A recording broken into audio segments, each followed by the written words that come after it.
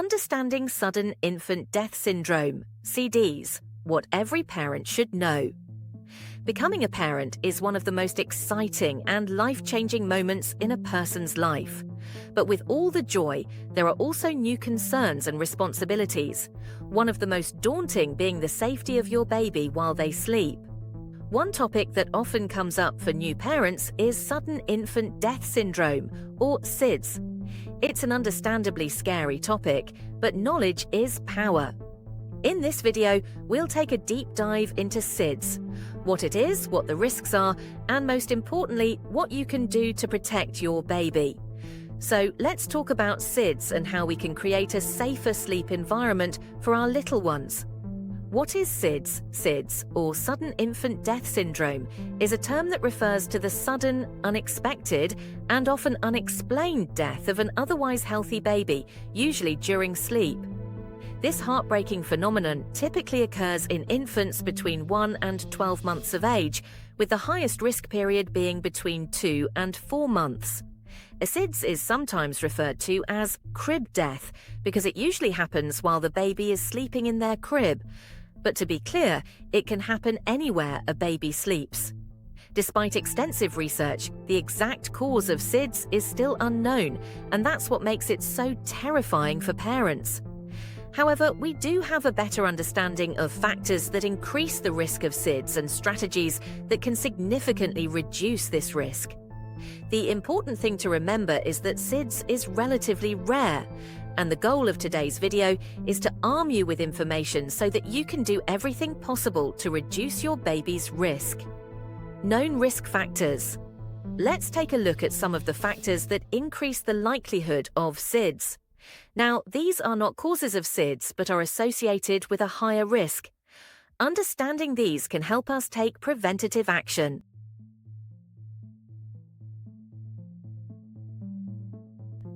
Text on screen. Sleeping on the stomach or side. Sleeping on soft surfaces or with loose bedding. Overheating, smoking during pregnancy or exposure to second-hand smoke. Premature birth or low birth weight. Young maternal age. Inadequate prenatal care. One of the biggest risk factors is a baby sleeping on their stomach or side. Babies should always sleep on their backs until they are old enough to roll over on their own, which typically happens around 6 months. Sleeping on the back is the safest position because it helps keep the baby's airway open. Sleeping on soft surfaces or with loose bedding like pillows, blankets, or stuffed animals is another major risk factor. Babies should sleep on a firm mattress with just a fitted sheet, nothing else. Soft bedding can obstruct their breathing, which is dangerous for young infants who aren't yet able to push things away from their face.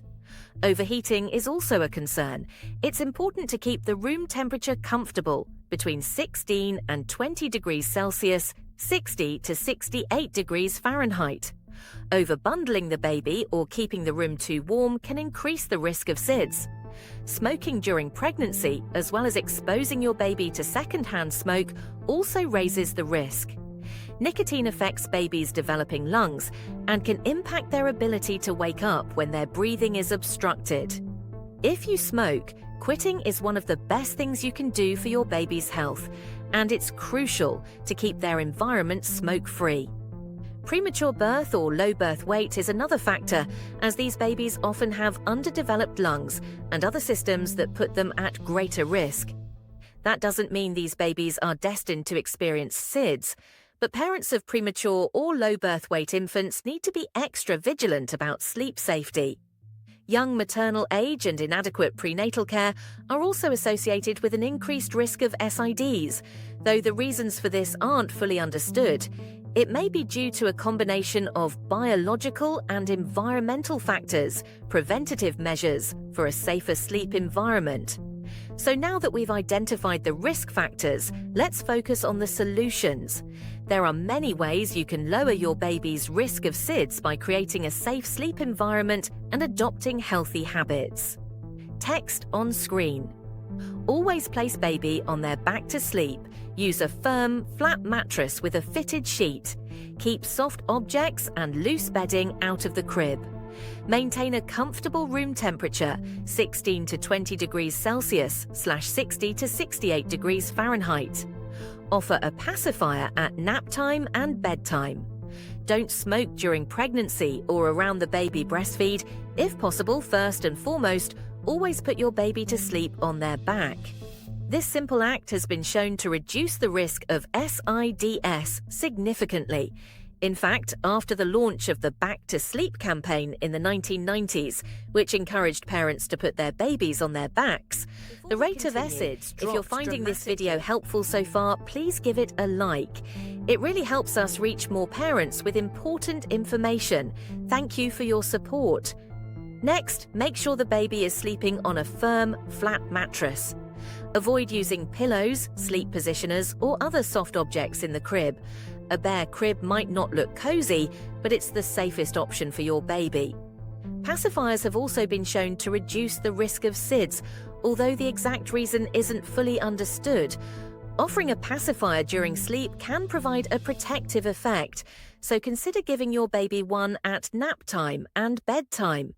If your baby is breastfeeding, it's a good idea to wait until they're about a month old to introduce the pacifier, so breastfeeding is well established. Breastfeeding itself is another protective factor. Babies who are breastfed have a lower risk of SIDS, especially when breastfeeding is exclusive. While it's not always possible for everyone, breastfeeding for at least the first 6 months can have a significant impact on your baby's health. As I mentioned earlier, smoking during pregnancy and exposing your baby to secondhand smoke can greatly increase their risk of SIDS. If you smoke, there's no better time to quit. It's also important to keep your baby's environment smoke-free. Room sharing is another effective strategy. It's recommended that babies sleep in the same room as their parents for at least the first 6 months, but in their own sleep space, like a crib or bassinet. This helps parents monitor their baby and can reduce the risk of SIDS by up to 50%. However, bed sharing, where the baby sleeps in the same bed as the parents, increases the risk of SIDS and other sleep-related incidents, so it should be avoided. The role of regular medical care and immunizations. Another important part of reducing the risk of SIDS is making sure your baby receives regular medical checkups and stays up to date with their vaccinations. Research suggests that immunizations may have a protective effect against SIDS. Babies who are up to date on their vaccinations are less likely to experience SIDS, so it's important to follow your pediatrician's recommended schedule. During these checkups, your baby's doctor can monitor their growth and development, which helps catch any potential health issues early. Your healthcare provider can also answer any questions you have about sleep safety or other concerns related to SIDS common myths about SIDS. Now, let's take a moment to address some of the common myths surrounding SIDS. There's a lot of misinformation out there, so let's separate fact from fiction. Another myth is that only sick or unhealthy babies are at risk of SIDS. While some risk factors like premature birth can increase the likelihood, SIDS can affect healthy babies too, which is why it's important for all parents to follow safe sleep guidelines. Myth: SIDS is contagious. Fact: SIDS is not caused by an infection or contagious condition. And finally, SIDS is not contagious. It's not caused by an infection or disease that can spread from one person to another. Rather, it's a complex and multifactorial issue with no single cause. Coping with SIDS: support for families. For families who have experienced the loss of a child due to SIDS, the grief can be overwhelming. Losing a baby is a devastating tragedy, and coping with such a loss takes time, support, and compassion. If you or someone you know has been affected by SIDS, there are organizations and support groups that can help families navigate their grief. Remember that no one should go through this alone. Support from loved ones, as well as counseling or therapy, can be invaluable in processing the loss. If you're watching this and have lost a